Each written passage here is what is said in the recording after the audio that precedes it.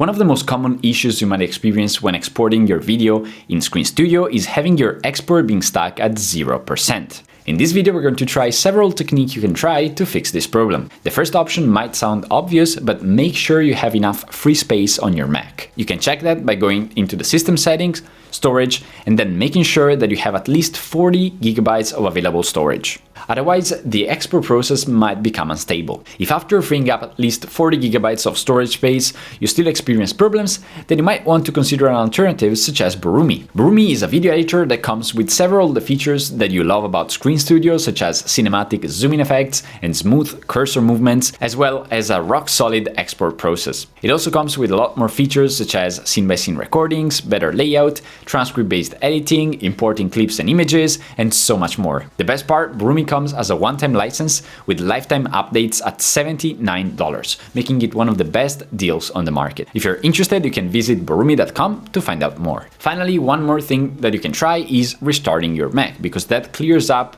some temporary files and caching issues and can typically solve most temporary problems. If you like the video, please like and subscribe for more videos like this.